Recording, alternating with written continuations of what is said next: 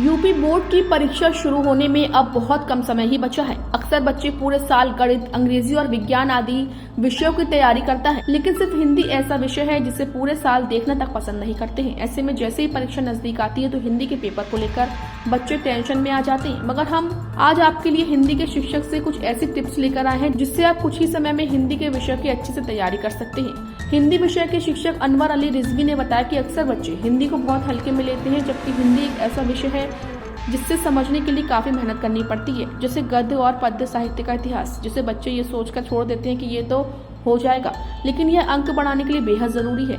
उन्होंने बताया कि बच्चों को महापुरुषों के जीवन परिचय को भी गंभीरता से लेना चाहिए। बच्चे यही चीजें परीक्षा में छोड़ देते हैं, जबकि यही सारी चीजें महत्वपूर्ण है और अंक बढ़ाने का काम करते हैं। इन सभी के साथ सबसे महत्वपूर्ण है संस्कृत, जिसमें अच्छे अंक मिलते हैं, लेकिन सही तरीके से न पढ़ने के कारण यही अंक कम करने का काम करता है। इसके अलावा बच्चों को निबंध करते समय इस बात का ध्यान रखना चाहिए कि निबंध को लिखते समय सबसे महत्वपूर्ण उसकी भाषा शैली है। अगर बच्चे इन्हीं चीजों की अच्छी तैयारी कर लें तो परीक्षा में अच्छे अंक आराम से आ जाएंगे। असल में क्या है, छात्र जो है वो हिंदी को बहुत हल्के से लेता है जी। जबकि हिंदी ऐसा सब्जेक्ट है जिसे समझने के लिए बहुत कठिन परिश्रम की जरूरत है जी। अब जैसे आप ले लीजिए हिंदी गद्य और पद्य साहित्य का इतिहास, तो बच्चा बहुत हल्के से लेता है, अरे ये तो हो जाएगा जी। अब आ जाता है जीवन परिचय किसी का भी, किसी कवि का, लेखक का, जी। उसमें भी बच्चा सीरियस नहीं लेता है जी। इसी वजह से जो है वो एग्जाम में ये सारी चीजें छोड़ देता है, जबकि ये सारी चीजें नहीं छोड़ना चाहिए क्योंकि ये नंबर जो है ऊपर उठाता है ये सब्जेक्ट। और अगर जैसे गद्य साहित्य का इतिहास है, पद्य साहित्य का इतिहास है, फिर जो है पैराग्राफ है, पैराग्राफ में जो है गद्य और गद्यांश और पद्यांश है जी। और जब सबसे ज्यादा अहम जो है हिंदी में वो है संस्कृत।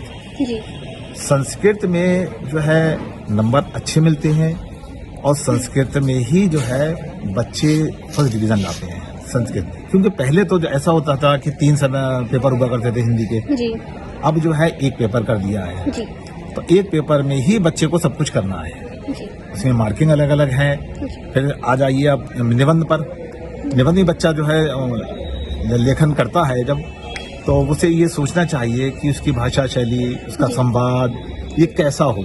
अगर ये सब कुछ सही है तो बच्चा अच्छे नंबर प्राप्त करेगा। और मैं सभी बच्चों से यही कहूंगा कि हिंदी को हल्के में ना लें, इसमें कठिन परिश्रम करें।